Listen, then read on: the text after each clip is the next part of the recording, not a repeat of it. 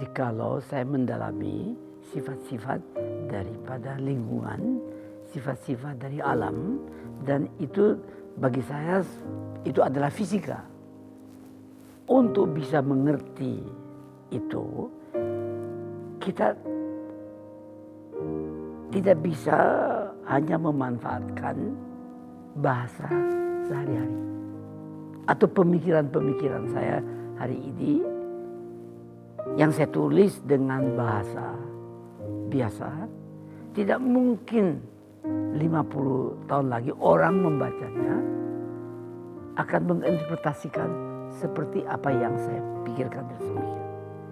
Oleh karena itu saya harus memanfaatkan tulisan atau bahasa yang lebih teliti, lebih eksak, lebih pasti. Bahasa itu adalah bahasa ilmu pasti. Sekarang memanfaatkan ilmu pasti mengenai penjelasan kejadian yang saya lihat dan kesimpulan yang saya mengambil pada lingkungan saya yang saya namakan ilmu alam. Kalau saya tulis dengan bahasa ilmu pasti, kemungkinan besar 100 tahun yang akan datang orang mengerti. Tidak akan menyeleweng. Oleh karena itu, tiap orang yang sangat peka dan sangat menaruh perhatian terhadap kejadian di lingkungannya itu, dia sedapat mungkin mempelajari bahasa ilmu pasti. Fisik adalah suatu sistematik apa yang saya warisi dari pemikir-pemikir yang mendahului saya, dan berdasarkan itu saya berusaha untuk menyempurnakan hasil pemikirannya seperti lebih sempurna. Karena itu orang yang memperdalam dalam bidang ilmu fisika, pertama dia harus berusaha agar supaya apa yang dia lihat, yang dia pikirkan mencari penyelesaian secara eksakta, secara pasti. Dia buat model dulu. Model itu dia harus gambarkan dengan ilmu eksakta, pasti. Bahasanya ilmu pasti. Tapi model itu akan selalu mendekati keadaan sebenarnya.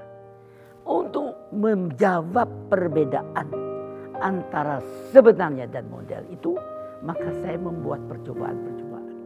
Saya tidak bisa mengatakan, hey, kita lihat pesawat terbang. Pesawat terbang itu lebih besar dari udara. Lebih berat dari udara.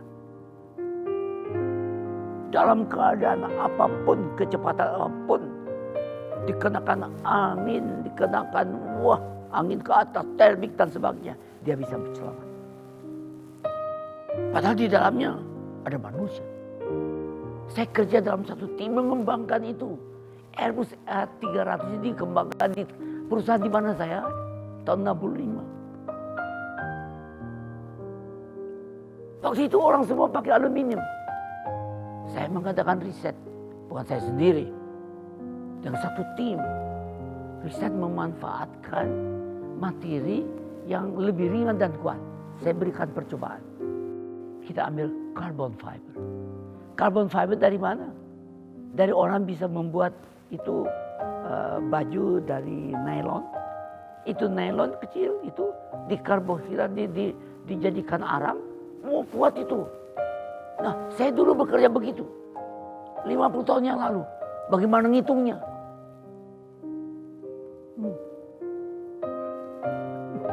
Bagaimana ngitungnya? Bukan begitu aja. Kalau saya buat batang aja begitu, gampang hitungnya. Tapi kalau saya buat konstruksi sayap dan sebagainya, hei, bagaimana? Kalau udah tahu itu, saya harus masukkan di dalam sayap atau di dalam sirip itu berapa? 100 ton. Bagaimana saya masukkan 100 ton itu? Caranya gimana? Ngitungnya gimana? Itu semua ilmu pasti dan ilmu alam. Dan itu tidak mungkin dikerjakan satu orang.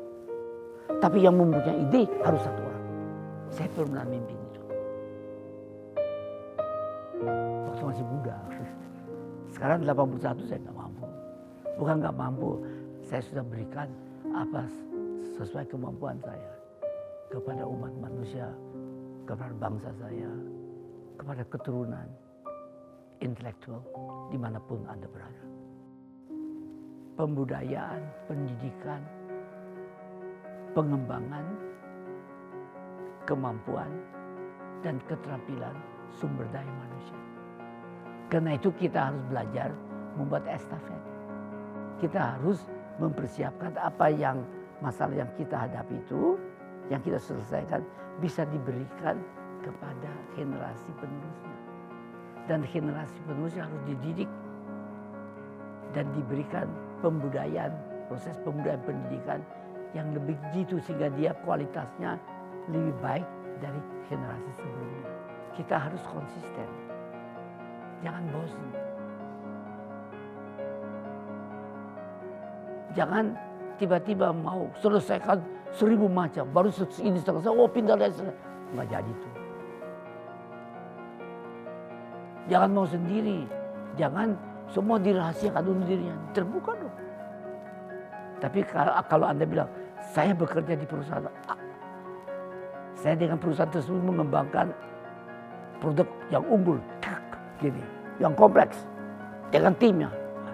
Terus kau, wah ini penting ini. Bagaimana? Coba ajarin saya. Itu. Tapi kita butuh juga orang yang tekun pada fisika dan menyelesaikan masalah-masalah yang basic. Saya engineer. Yang kalau belum ada penyelesaian membuat sesuatu, kalau perlu saya kembangkan sendiri. Jadi ada 2 tipe.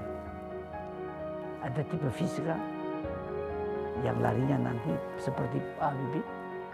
Ada tipe fisika yang larinya seperti Einstein.